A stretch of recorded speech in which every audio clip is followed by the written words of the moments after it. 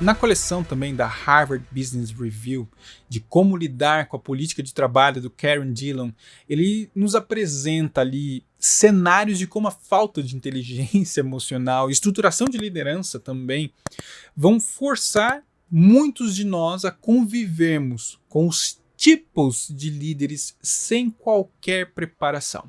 Os famosos líderes tóxicos que eu estou abordando aqui de uma forma indireta e algumas vezes direta. Essa falta de inteligência emocional, essa falta de estruturação, essa falta de olhar de si mesmo, traz então, finalmente, uma formação literal do líder tóxico, que muitas vezes, por toda essa falta de visão anterior e porque simplesmente foram colocados naquela posição pelo resultado numérico que trouxeram em algum momento, ou seja, qual for o motivo que os colocou numa posição de liderança, representa o pior do que pode ser uma liderança.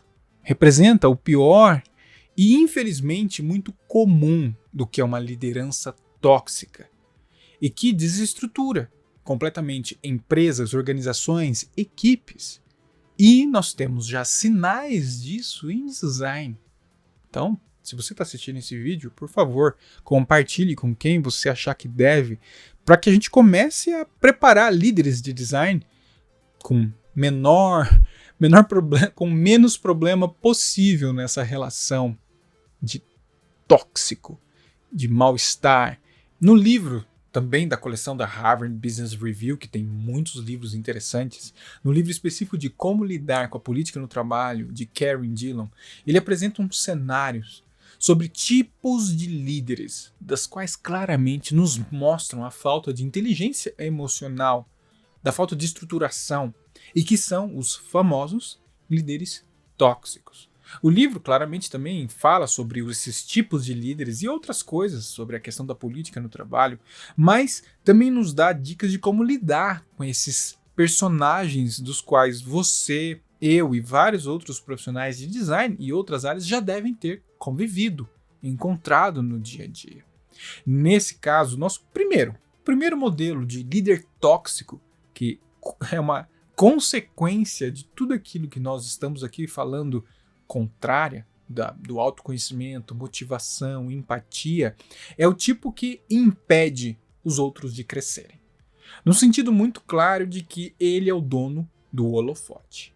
No dia a dia de trabalho, se você está entregando alguma coisa, porque ele é extremamente dependente, tá? Apesar dele querer o holofote só para ele e não deixar com que os outros cresçam, ele é extremamente dependente dos outros. Ele é dependente do seu trabalho numa construção de uma solução, de um relatório, de um documento.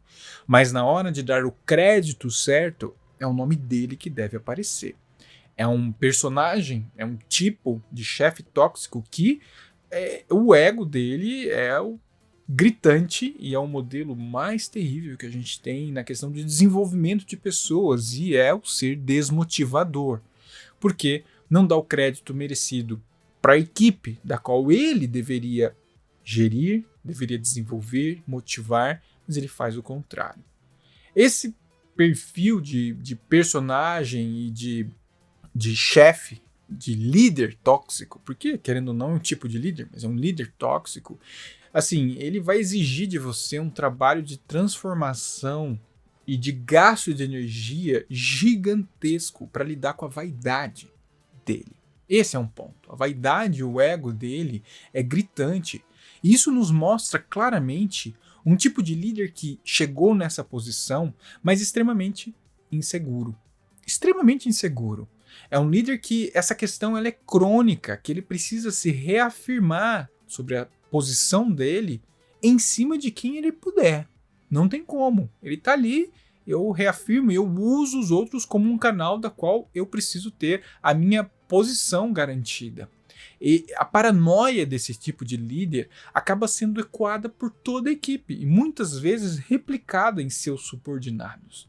Que é exatamente o ponto do qual é o que eu comentei. A má estruturação de um líder faz com que criem líderes também desestruturados dentro da equipe. Eu já vivi com um líder desse tipo, do qual o holofote principal era dele. Ele, inclusive, não permitia com que outros profissionais da equipe acessassem a diretoria da empresa, os líderes de alto nível da empresa, porque quem tinha que fazer esse contato e mostrar era ele. Mesmo em assuntos dos quais ele não dominava, assuntos dos quais ele não conseguia ter acesso, mas era ele que precisava, sabe, estar à frente. E em nenhum momento você ouvia palavras como nós, a equipe, sabe? Não, era eu. Eu faço, eu sou assim, eu fiz isso, eu mandei assim, era o eu. E é engraçado porque eu já comentei disso em vídeos do canal que mostram sobre o profissional que não é líder com esse tipo de papel. Mas a gente enxerga também líderes que também têm o mesmo problema, essa disfunção da vaidade, do egocentrismo, que são elementos de insegurança totalmente relacionados. É o profissional que não se preparou e não tem a segurança de, na real, trazer os seus colegas de trabalho, que é a sua própria equipe, para que mostre que eles estão sendo desenvolvidos por você. Então eles precisam aparecer. É uma mecânica tão simples. E sim, esse tipo de líder que eu tive, ele era extremamente dependente de todos, em tudo. Mas na hora de dar o crédito, ele não dava. E, notadamente, nós tínhamos a visão de que ele era uma pessoa insegura. Ainda bem que a equipe, naquele momento da qual nós convivemos com esse tipo, nós éramos muito seguros de nós e muito unidos, então nós não deixávamos com que aquele tipo de comportamento replicasse e que nós acabássemos entrando na mesma pegada dele. Porque se nós não tivéssemos essa união e esse preparo, provavelmente nós também teríamos esse espírito de competição e de anulação do outro.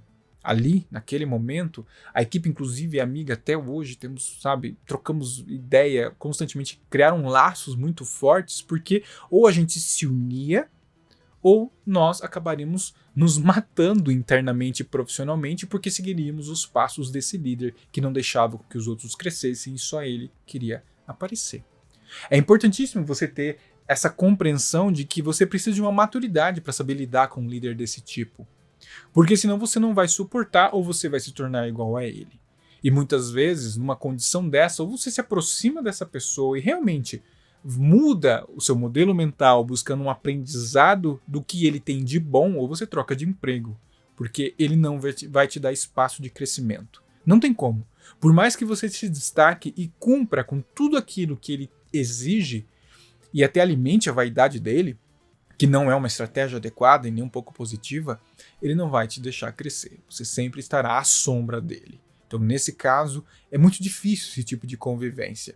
Mas nos mostra claramente uma pessoa sem preparo nenhum, que veio de uma jornada na qual ele já era inseguro como designer. E ao assumir essa posição de liderança, provavelmente essa insegurança se acentuou. E essa insegurança se transmite nessa questão dessa relação tóxica no dia a dia com a sua equipe. Muito parecido, vem um líder que também é o chefe tóxico, tremendamente tóxico, que coloca um profissional contra o outro. Terrível esse modelo, mas também um modelo muito comum. Eu trouxe aqui os mais comuns para vocês, para que a gente possa entender como realmente eles estão entre nós. Eles realmente estão entre nós. Aqui é claramente o papel daquele líder que não mudou o modelo mental de quem estava numa escala de competição imatura com seus colegas designers de trabalho e que também foi colocado num papel de liderança acidental para assumir uma posição, porque provavelmente na cabeça dele, nessa competição do dia a dia, fez com que ele ganhasse alguns destaques, porque a motivação de uma pessoa como essa é a competição. Eu tô aqui, eu tô competindo com você. Então, quando ele ganha um destaque por estar competindo, tô pegando as oportunidades e tudo mais, ele acaba, sim, ganhando um reconhecimento, porque não tem uma estrutura de liderança que reconhece pelas pessoas, pela capacidade, nem o desenvolvimento, e dá o mérito da promoção como liderança pelo fato dele ter sido competidor e ter ganhado uma pseudo-competição na cabeça dele. Então isso acaba forçando né, um ambiente extremamente nocivo, porque a partir do momento que aquele cara que era o competidor, o famoso fura-olhos dentro de uma equipe, ele acaba assumindo uma posição e ele estimula esse tipo de coisa dentro da equipe, claramente. Ele claramente vai manter aquele espírito de competição, porque aquele espírito de competição na cabeça dele foi o que trouxe para ele o benefício da promoção e da liderança. Acredita que se ele replicar isso para o restante da equipe, também vai estimular e criar novos futuros líderes. Mas ele esquece que você anula completamente com uma competição o trabalho do coletivo, que muitas vezes em equipes de design ou qualquer outro tipo de equipe, a visão coletiva de engajamento para que todos caminhem para o mesmo lugar é fundamental para uma sobrevivência, para uma discussão de cultura. E nesse caso, um líder tóxico que estimula esse tipo de competição interna, na verdade ele está destruindo o coletivo e valorizando apenas o individualismo. Se você colocar pessoas para trabalhar em equipe nesse caso, esquece, não vai funcionar com esse tipo de liderança imposta, onde a competição é fundamental. No final das contas, você está estimulando uma visão de gladiadores dentro de uma equipe, onde entram dentro do coliseu e começam a competir entre si até o último sobrevivente ficar de pé. Coisa horrível nesse sentido. É um outro sinal de estrutura básica de engajamento de pessoas falho. Ele não sabe como engajar e como motivar pessoas a trabalhar em equipe. A única mecânica que esse tipo de líder, chefe tóxico tem é através de colocar todo mundo a trabalhar um contra o outro para conseguir chegar em algum lugar. Eu já trabalhei com líderes com essa característica também. Todos esses modelos eu já pude conviver em situações diferentes, em momentos diferentes da minha vida. Ainda bem que, pelo menos em grupos dos quais eu convivi com chefes que estimulavam esse tipo de competição interna, nós nos uníamos em 2 ou 3, pelo menos, para conseguir sobreviver naquele ambiente extremamente nocivo. Existem empresas que têm essa característica, não são apenas só líderes, mas existem empresas que têm competição, preciso de competição. Mas, claro, num momento como aquele, eu me juntei cada vez mais com quem não queria ter esse espírito de competição, para ter uma convivência sadia entre 3 ou 4 designers que faziam parte da mesma equipe, para que a gente conseguisse sobreviver naquele ambiente. E no final das contas, o nosso foco era muito mais entregar um bom trabalho de forma coletiva, trocando, discutindo, do que entrar naquela neura, naquela coisa louca de competir com os outros. Mas era um grupo isolado que, dentre os outros designers, o espírito de competição ainda existia. E como eu disse, é uma situação muito comum que somos colocados algumas vezes, até de forma que nós nem entendemos que estamos competindo, mas somos estimulados a isso. E é uma armadilha perigosíssima, que é a armadilha do que eu acabei de falar, de você em algum momento replicar isso quando tiver a oportunidade. De cair facilmente de que para aquela promoção, para aquele ganho de aumento de salário, para aquele reconhecimento, tapinha nas costas ou aquele prêmio de final de ano dentro da empresa, eu preciso competir com alguém. Quando um líder estimula essa competição interna, você acaba criando desequilíbrios de crescimento muito claros e evidentes. Sempre vai ter aquele tipo de profissional que não conseguiu acompanhar o restante porque não sabe lidar com a questão da competição, porque realmente tem bloqueios pela questão de maturidade, de desenvolvimento ou até uma visão de ambição nessa relação. Então, é melhor você apostar as fichas num crescimento mútuo de mentoria, de distribuição de conhecimento equilibrado, do que você estimular a competição e criar esses desequilíbrios internos dentro de equipes. Então, esse é um modelo terrível, que eu acho que é um dos piores que existem em relação ao desenvolvimento do coletivo dentro de uma empresa. O chefe controlador, um outro tipo de chefe tóxico. Sim, talvez não tão tóxico como o de competição ou que o holofote deve ser só para ele, mas ele também é tóxico. O controlador já nos mostra alguns sinais do microgerenciamento. Sabe, o microgerenciamento?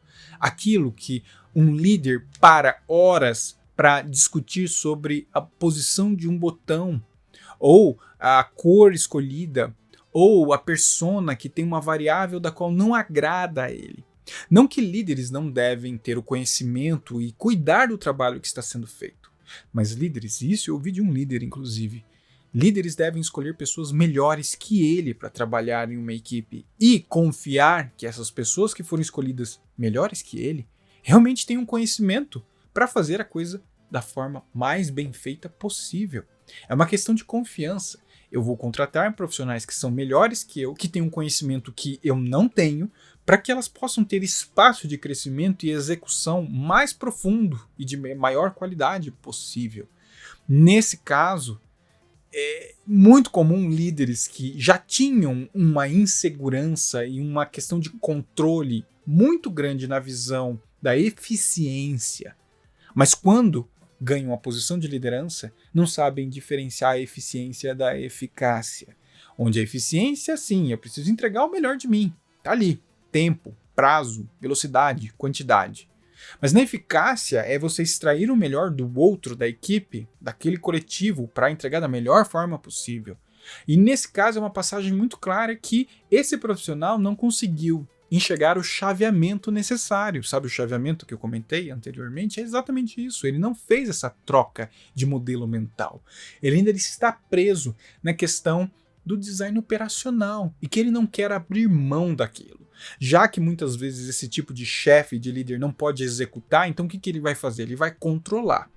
Claro que existem nuances, existem questões muito relacionadas a quando a equipe não tem uma qualidade de entrega e aí esse líder olha para essa qualidade e olha dessa forma no microgerenciamento para tentar arrumar a qualidade. Mas existem outras formas de melhorar qualidades de equipe que não é o microgerenciamento.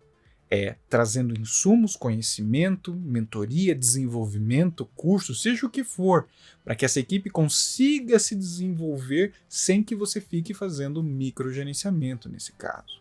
E é muito óbvio que isso nos mostra uma falta de maturidade de um líder. Quando o líder tem esse tipo de problema de microgerenciamento, ele é extremamente imaturo. É uma pessoa que também é extremamente insegura em relação a desenvolver pessoas. Já trabalhei com um profissional, um líder, um chefe que era controlador a esse ponto? Já, também. Já passei por isso, já convivi com um profissional que tinha essas características e era extremamente difícil de lidar. Porque você dava o melhor de si, você buscava todas as informações, evidências, dados, informações, e mesmo assim ele queria passar por todos os elementos de construção daquilo que você estava fazendo e opinar de uma maneira que, obviamente, ultrapassava o limite do que eu estava fazendo.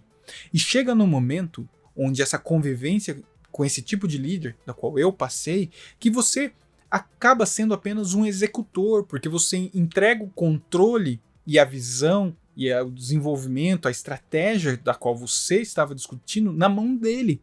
Porque é melhor você atender os desejos dele do que você perder o emprego. Porque se você não cumprir o que ele quer dentro do microgerenciamento dele, você está fora da equipe dele. Ele não te vê com bons olhos, isso acontece. Então naquele momento você perde sua autonomia.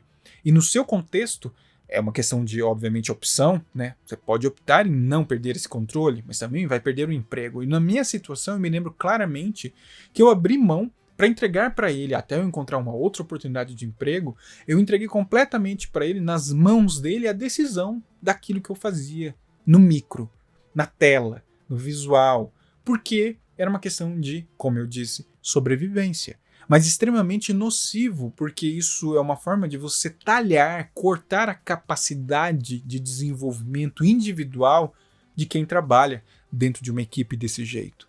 E a equipe vira apenas de executores do desejo do chefe. Então o papel do líder controlador também está relacionado a essa falta de maturidade e de chaveamento de quem era de operação e virou agora na visão de gestão. Você vê como que a falta de estrutura ela aparece muito clara nessa questão do líder tóxico e da criação de um ambiente tóxico.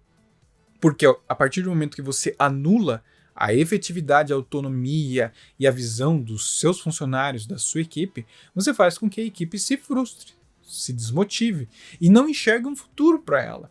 Porque, da mesma forma como o cara que só quer holofote para ele, esse vai controlar tudo que puder. E não tem justificativa. Não tem. Ele pode até falar que é por uma falta de qualidade da minha equipe. Não, mas então o seu trabalho está sendo feito de forma errada como um líder, porque você não está desenvolvendo a sua equipe para melhorar a qualidade. E aí, nesse caso, você tem que fazer um pente fino de tudo aquilo que a sua equipe faz. Mas é injustificável, porque na verdade é uma falta de estrutura e de maturidade desse líder que quer controlar tudo, olhando com pente fino. Aí tem um modelo também que é extremamente tóxico, que é o chefe que tem os seus queridinhos. O livro traz uma visão muito legal sobre esse tipo de líder, de chefe tóxico e como que você deve lidar com ele, mas ele é extremamente também nocivo e muito ruim. Aqui a gente tem um modelo daquele... É bem complexo nessa visão de liderança. A gente tem aquele modelo de líder onde ele confia e demonstra o afeto por apenas uma pessoa dentro de uma equipe. E que claramente nos mostra uma falta de inteligência emocional problemática nesse sentido. Ele não tem inteligência emocional. Vamos falar numa camada cruel, e eu não sou favorável a isso, mas digamos que algum chefe pode até ter o seu favorito. Ele pode até ter ali aquele profissional que ele tem mais afinidade, mais empatia, mais conexão, ou até amizade. Tudo bem. Mas ele não deve demonstrar. Esse é o primeiro passo, sabe? Esse favoritismo, ele pode ficar nos bastidores, guardado só no coração desse chefe. Repito, eu não concordo com isso, mas nesse caso, se existe, não demonstre, por favor, porque você cria de novo o desequilíbrio entre a equipe. Ter esse tipo de atitude, fazer esse tipo de ação, de favoritismo de apenas uma pessoa, você desmotiva completamente a equipe e não ajuda no desenvolvimento do coletivo nesse caso. Pelo contrário, você cria camadas de favoritismo, você cria camadas dentro da equipe, onde você tem ali aquele cara que sempre vai ser o elogiado, colocado em destaque, e os executores. O grupo, a equipe que está ali só para fazer alguma coisa que não tem valor. Isso é muito normal também. Eu não sei se você já conviveu com isso, mas eu já trabalhei em equipes assim, onde tinha o favorito. E isso é péssimo, saiba muito bem, porque como desmotiva e cria a competição com o favorito. O favorito pode muitas vezes ser colocado de lado e isolado nesse caso. Líderes devem olhar para sua equipe no coletivo, sabendo que todos ali estão para serem desenvolvidos, claro, de forma diferente, em camadas diferentes, em níveis diferentes, em formatos diferentes. Lembra da liderança de pessoa a pessoa? É isso. E depois você olha para a equipe como um todo, esse coletivo para andar como uma máquina de entrega. Agora, se você tem o favorito, não faça isso. E favorito é muito diferente do especialista. Você tem um especialista na equipe, onde aquele cara caminha de forma cross, pega os desafios mais complexos, sabe, faz entregas diferentes, mas não é o favorito, é o especialista. Existe uma diferença muito clara entre o favorito e o especialista, ou os especialistas de uma equipe. O favorito realmente é o queridinho. Uma vez eu trabalhei numa empresa que tinha esse também, o favorito. Era o profissional onde o que precisava e os desafios mais importantes, os desafios que mais trariam visibilidade para a equipe de design eram dados para ele. E no final das contas, os créditos também eram dados para ele. Então o destaque era evidente nessa questão do favoritismo. Mas nos mostra o quê? Uma falta claramente da disposição desse líder ou desse chefe de desenvolver todos os outros. Ele preferia apostar suas fichas em apenas no favorito dele, porque garantia para ele tudo o que ele precisava, e os outros são apenas os executores. E não vou gastar tempo desenvolvendo essa galera que, não precisa disso. O meu favorito já faz aquilo que eu preciso. Criou um cenário tão tóxico dentro desse grupo que nessa situação eu já estava numa posição de liderança, sabe, abaixo desse personagem. E eu tive que reunir a equipe com esse favorito, inclusive, e falar, gente, a culpa não é dele. A culpa do favoritismo não é dele. Ele faz um trabalho excelente. Então, a gente precisa aqui nos unir e trabalhar internamente, sabe, numa visão de que não existe a diferença e que a culpa não é dele, a culpa é do despreparo desse líder tóxico, desse chefe tóxico que não enxerga o mal que ele está fazendo. Foi uma situação extremamente desconfortável para a pessoa que tinha esse favoritismo, que era notável, e ele entendia isso também. E ele também tinha uma situação que ele se sentia super mal, porque ele adorava o restante da equipe e queria se aproximar da equipe. Mas você vê como que esse líder tóxico criou uma barreira entre essa pessoa e todo o restante da equipe, porque ele era o favorito? É um tipo de coisa desnecessária e de imaturidade de um líder. Um contexto que você só cria barreiras, cria competição, você cria um ambiente desfavorável para o engajamento e desenvolvimento de todo mundo dentro da empresa. Então tá aí, um outro líder péssimo e desestruturado emocionalmente falando. O chefe ausente. Pois é, um outro modelo extremamente tóxico e extremamente negativo para a formação de equipes. E que também vem de um modelo que nos mostra que não tem uma capacidade de inteligência emocional, de visão de si mesmo, de conhecimento, de autocrítica, que não sabe trabalhar em prol da camada da equipe e da pessoa para pessoa. É o tipo do líder que tem uma visão organizacional. Não, eu quero arrumar a empresa, mas não arrumou a parte de dentro ainda. E que isso nos mostra que é uma pessoa que claramente não teve um desenvolvimento de liderança, uma visão de gestão, uma visão de estratégia de liderança da qual é tão importante. Esse é um modelo que ele está tão fixo em conquistar alguma coisa gigantesca dentro da empresa, dar um passo, sabe, maior que a perna, como muitas vezes nós falamos, e ele esquece de olhar para o próprio quintal, arrumar primeiro a sua própria casa e estruturar. Por quê? Essa equipe não vai responder para esse sonho grande que essa pessoa tem, esse líder tóxico tem. Esse líder tóxico quer alcançar algo tão distante, tão gigantesco e não olhou para baixo, e na hora que ele vai precisar desse movimento para conquistar o algo grande, a equipe não responde, porque não foi desenvolvida. E porque esse líder tóxico não tem essa visão da importância do desenvolvimento no seu próprio quintal, das pessoas das quais respondem para ele. É a famosa falta de estrutura.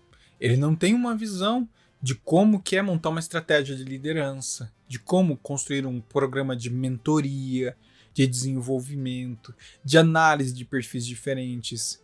E, claramente, nesse caso, a equipe vai se sentir abandonada. Se a equipe não entrar na vibe, no caminho do sonhador que ele tem. E isso já vi acontecer também. Né? O líder tem aquela visão, não, nós vamos conquistar o mundo. E aí a equipe entra nessa também e acompanha o líder tóxico, porque isso é extremamente tóxico, nessa chamada para algo gigantesco. Um ou outro dentro da equipe, que eu me lembro quando eu convivi com uma situação dessa, é que dói, se toca da falta que é do desenvolvimento ali na linha de baixo. Enquanto esse cara está sonhando, alguns estão acompanhando numa fé cega, alguns ou outros falam, tem algo errado acontecendo aqui. Acabam se desmotivando e procurando outra oportunidade de emprego, trocando de equipe, trocando de empresa, porque sabem que o sonho grande daquele profissional esqueceu de olhar para dentro, do quanto é importante você cuidar individualmente, depois do coletivo, e aí sim olhar para a organização como um sonho grande. Isso também é, claro, uma falta de estruturação de liderança, como eu já comentei. É o tipo do líder que assumiu uma posição, mas que lhe foi imposto ou lhe foi pedido um desafio de arrumar o design dentro da empresa. E ele abraça essa causa, e aí muitas vezes também a culpa é da empresa, porque a empresa bota uma pressão tão grande nesse líder tóxico que ele precisa arrumar o design dentro da empresa que não dá tempo para ele olhar para o lado de dentro. E como ele não tem ainda um processo de argumentação, ele tem que se autoafirmar, ele é inseguro e despreparado, ele não consegue nem impor e falar, galera, segura a onda que nós precisamos cuidar da equipe primeiro, ou pelo menos em paralelo, antes de começar a sonhar na cultura, na maturidade de design dentro da empresa. Esse é um tipo de líder que também é confrontado. Todos esses modelos que eu estou falando para vocês, muitas vezes, a culpa não é só dele, daquela situação que ele está. Muitas vezes é a cultura da empresa como um todo que coloca ele naquela condição e não dá a preparação necessária para ele. A liderança acidental aparecendo de novo. Você reconhece esses modelos de líderes? Pois é, eles são, como eu falei, eles estão entre nós e são muito comuns. E acontecem dentro desse contexto que só traz e reafirma o que eu estou falando aqui com vocês da falta de preparação de liderança de design. Como é uma área ainda que está aprendendo o que é liderança, temos muitos exemplos fora do país e de outras áreas, ainda estamos trazendo esse conhecimento de gestão e liderança para dentro do design. Então, muitas vezes nos pegamos em situações ou convivendo com pessoas que faltam ainda esses elementos, porque foram colocadas ali para simplesmente executar um papel que elas não fazem ideia ainda como fazer. É um caminho árduo, claro, é um caminho que vai exigir muito de nós, líderes, e de vocês que querem ser líderes algum dia, de desenvolver uma falta de estrutura que a empresa não tem, uma cultura de liderança que a empresa não tem e que a gente precisa ter. Porque senão seremos replicadores do mal. Seremos replicadores, como eu já falei, de um loop de recriação de líderes tóxicos, nesse caso.